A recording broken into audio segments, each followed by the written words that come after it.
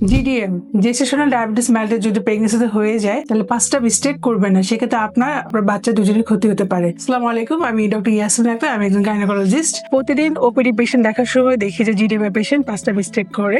Number 1 হচ্ছে যে তারা মনে করে যে বাড়ি শুধু চিনি খেলে, আসলে রিয়েলিটি হচ্ছে ভাত, রুটি এবং ফ্রুটস সবই আপনার সুগার বাড়াতে পারে। আপনার খাবারের পোর্শনটা কন্ট্রোল করতে হবে এবং লো গ্লাইসেমিক ইনডেক্স যে খাবারগুলো সেটা আপনাকে ডায়েটে রাখতে হবে। ভুল নাম্বার 2, অনেকে মনে করে যে ডক্টর আমাকে ইনসুলিন সাজেস্ট করছে তার মানে অবস্থা খারাপ। না, ইনসুলিন সেভ প্রেগনেন্সিতে। ডক্টর যদি আপনাকে রিকমেন্ড করে ইনসুলিন, তাহলে আপনি এটা কন্টিনিউ করবেন। ভুল নাম্বার 3, অনেকে মনে করে যে ফাস্টিং ব্লাড সুগার কন্ট্রোল মানে আমার সুগার কন্ট্রোল। আসলে ব্যাপারটা না, পোস্ট মিল সুগার হচ্ছে বাচ্চার উপর বেশি ইফেক্ট করে। সেই জন্য আপনাকে প্রতিবেলা খাবার 2 ঘন্টা পরে ব্লাড সুগারটা চেক করতে হবে এবং এটা কন্ট্রোলে রাখতে হবে। ভুল নাম্বার 4, অনেকে মনে করে যে না, আমি কমপ্লিটলি কোনো ধরনের ফ্রুটস খাবো না, অ্যাভয়েড করবো। আসলে ফ্রুটস লাগবে এবং কিন্তু এটা টাইপ এবং টাইমিংটা খুব ইম্পর্টেন্ট। হাই গ্লাইসেমিক ইনডেক্স যে ফ্রুটস যেমন তরমুজ, আম, আঙ্গুর এসব আপনি অ্যাভয়েড করবেন। ফলটা অবশ্যই মেইন মিলের মাঝখানে রাখবেন। এবং ভুল নাম্বার 5, অনেকে মনে করে যে জিডিএম পেশেন্ট ডেলিভারি হয়ে যাওয়ার পর তার ডায়াবেটিস শেষ হয়ে গেছে। এটা খুব বড় একটা মিস্টেক, কারণ জিডিএম থেকে পরবর্তীতে তার ডায়াবেটিস ডেভেলপ করতে পারে। সেজন্য অবশ্যই আপনাকে ডেলিভারির পরে 6 সপ্তাহ পর অবশ্যই আপনাকে ব্লাড সুগারটা চেক করতে হবে। According to the international guidelines অনুযায়ী যদি আপনি টাইপ সুগার কন্ট্রোল করতে পারেন ডেলিভারি প্রেগনেন্সির সময়, সেক্ষেত্রে বাচ্চা ওয়েট, এনআইসিইউ অ্যাডমিশন এবং কমপ্লিকেশন